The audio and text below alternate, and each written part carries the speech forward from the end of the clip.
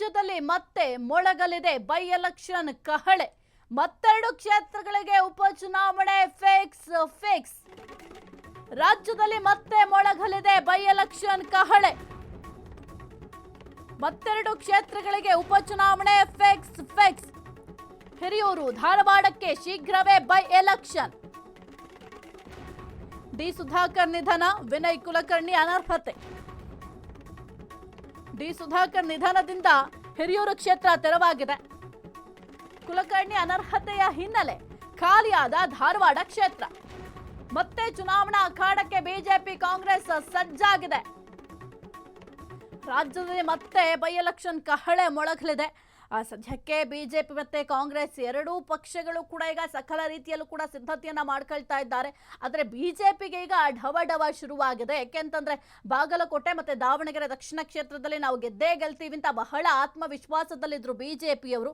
ಆದ್ರೆ ಆ ಎರಡೂ ಕ್ಷೇತ್ರಗಳಲ್ಲೂ ಕೂಡ ಬಹಳ ಪೈಪೋಟಿ ಇತ್ತು. ಜೊತೆಗೆ ಆ ಎರಡೂ ಕ್ಷೇತ್ರಗಳಲ್ಲೂ ಕೂಡ ಬಿಜೆಪಿ ಸೋಲನ್ನು ಎದುರಿಸಬೇಕಾಯಿತು. ಕಾಂಗ್ರೆಸ್ ಗೆಲುವಿನ ನಗೆಯನ್ನ ಬಿಡ್ತು. ಹಾಗಾಗಿ ಈಗ ಈ ಒಂದು ಹಿರಿಯೂರು ಕ್ಷೇತ್ರ, ಧಾರವಾಡ ಕ್ಷೇತ್ರ ಎರಡೂ ಕೂಡ ಬಹಳ ಮುಖ್ಯವಾದ ಕ್ಷೇತ್ರ ಆಗಿದೆ.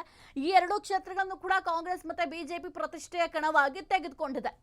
ಬಿಜೆಪಿ ಸಾರಥಿ ವಿಜಯೇಂದ್ರಗೆ ಮತ್ತೆ ಬೈ ಎಲೆಕ್ಷನ್ ಟೆನ್ಷನ್. ಕಮಲ ಪಾಳ್ಯದಲ್ಲಿ ಶುರುವಾಯ್ತಾ ಸೋಲಿನ ಆತಂಕ? ಹಾಗಾದ್ರೆ ವಿಜಯೇಂದ್ರ ನಾಯಕತ್ವಕ್ಕೆ ಮತ್ತೊಂದು ಅಗ್ನಿ ಪರೀಕ್ಷೆ. ಈಗಾಗಲೇ 5 ಕ್ಷೇತ್ರಗಳ ಬೈ ಎಲೆಕ್ಷನ್ ಅಲ್ಲಿ ಬಿಜೆಪಿಗೆ ಸೋಲು. ಸತತ ಸೋಲಿನಿಂದ ಕಂಗೆಟ್ಟ ರಾಜ್ಯ ಬಿಜೆಪಿಗೆ ಮತ್ತೆ ಆತಂಕ.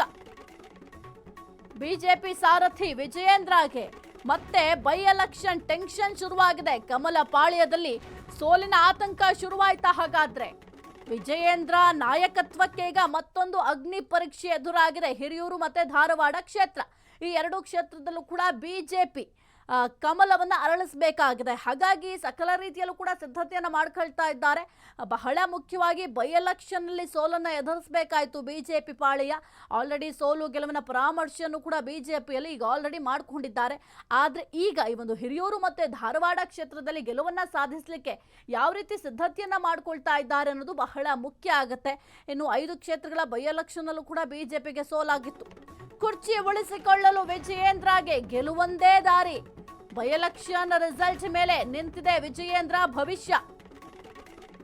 ಇನ್ನು 5 ಕ್ಷೇತ್ರಗಳ ಬೈ ಎಲೆಕ್ಷನ್ ಸೋತಿರೋದಕ್ಕೆ ಹಿರಿಯರು ಫುಲ್ ಗರಂ ಆಗಿದ್ದಾರೆ. ಪಕ್ಷದಲ್ಲಿ ಒಗ್ಗಟ್ಟು ಇಲ್ಲದೆ ಸೋತಿದೆ ಅಂತ ವರಿಷ್ಠರಿಗೆ ದೂರು ಕೂಡ ನೀಡಲಾಗಿದೆ. ರಾಜ್ಯಾಧ್ಯಕ್ಷರ ಬದಲಾವಣೆಗೆ ಚರ್ಚೆಗೇನಾದ್ರೂ ವೇದಿಕೆಯಾಗುತ್ತಾ ಈ ಒಂದು ಕದನ?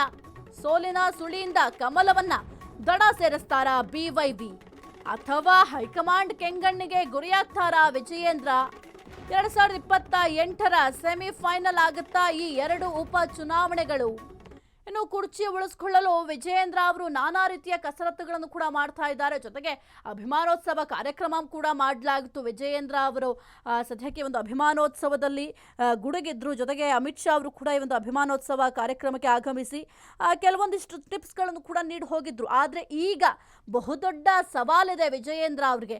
ತಮ್ಮ ಕುರ್ಚಿಯನ್ನು ತಾವು ಭದ್ರಾ ಮಾಡ್ಕೊಳ್ಬೇಕು, ತಮ್ಮ ಕುರ್ಚಿಯನ್ನು ತಮ್ಮಲ್ಲಿಯೇ ಉಳಿಸ್ಕೊಳ್ಬೇಕು ಅಂತಂದ್ರೆ ಗೆಲ್ಲಲೇಬೇಕಾದಂಥ ಅನಿವಾರ್ಯತೆ ಇದೆ. ಒಂದು ಧಾರವಾಡ ಕ್ಷೇತ್ರ ಆಗಿರಬಹುದು, ಹಿರಿಯೂರು ಕ್ಷೇತ್ರ, ಈ ಎರಡೂ ಕ್ಷೇತ್ರವನ್ನು ಕೂಡ ಗೆಲ್ಲಲೇಬೇಕು.